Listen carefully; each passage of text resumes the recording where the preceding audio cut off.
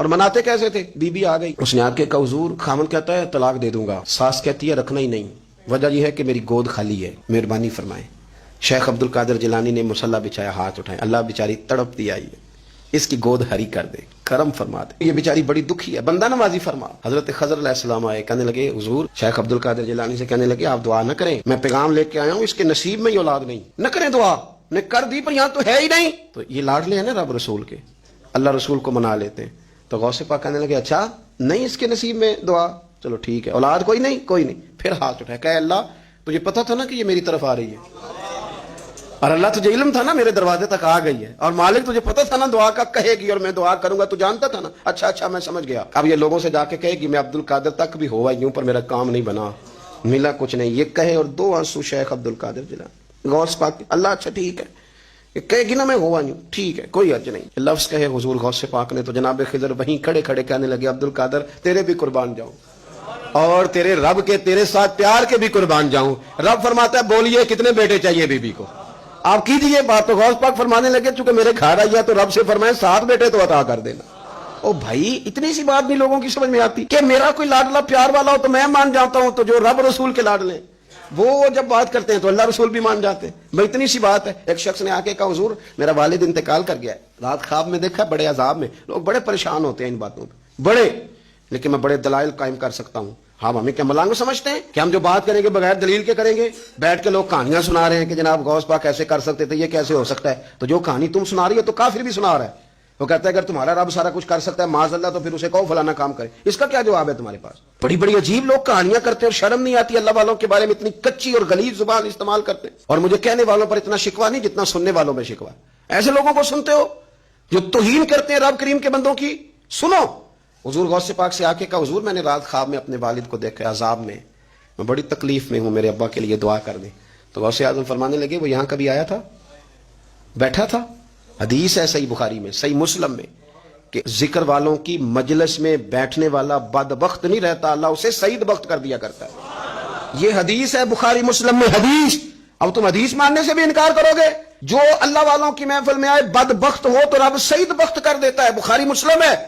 جو ذکر والوں کے ساتھ بیٹھے تو رحمت اسے گھیر لیتی ہے۔ اس نے کہا حضور میرے والد آئے ہیں آپ کی محفل میں، تو غوث پاک نے بچھا لیا مجھلا، کہا مالک تیرے محبوب کا فرمان ہے نا کہ جو ذکر کی محفل میں بیٹھے انہیں رحمت گھیر لیتی ہے، ان پر سکینہ نازل ہوتا ہے، وہ بدبخت ہوں تو سعید بخت ہو جاتے ہیں، تو اللہ پھر بندہ نوازی کرنا، وہ ہمارے ساتھ بیٹھا کرتے تھے، مہربانی فرمانا، کرم نوازی فرما۔ وہ شخص کہتا ہے میں رات کو جا کے سویا تو خواب میں ابا ملے جنت کا لباس پہنا ہوا ہے، اور میرے والد کہنے لگے پتر سارے کام چھوڑ دینا، عبد القادر جیلانی کا دروازہ نہ چھوڑنا، خبردار غوث پاک کا دروازہ نہ چھوڑنا، ہمیں ملنگ نہ سمجھو۔ آپ کیا سمجھتے ہیں کہ ہم ایسے کو ملنگ تلنگ لوگ ہیں جس کے مرضی پیچھے لگ جائیں گے؟ ہم تو بڑے سیانے لوگ ہیں، ہم تو بڑی جلدی کسی بندے کو تسلیم ہی نہیں کرتے۔ ہر بندہ اپنے ابا کا نام اپنے نام کے ساتھ لگاتا ہے، ہم نے زندگی قادری لکھ کے گزار دی ہے ساری۔ آپ کیا سمجھتے ہیں کچے پکے لوگ ہیں؟ اور صرف یہاں نہیں وصیت لکھ کے رکھی ہے، مریں گے بھی تو قبر پہ پہلے لفظ قادری لکھنا، اس لیے کہ خدا کے فضل سے ہم پر ہے سایہ غوث اعظم کا، اور ہمیں دونوں جہاں میں ہے سہارا، اور بڑی تحقیق کے ساتھ اور بڑی ریسرچ کے ساتھ اور بڑے سیانے بن کے۔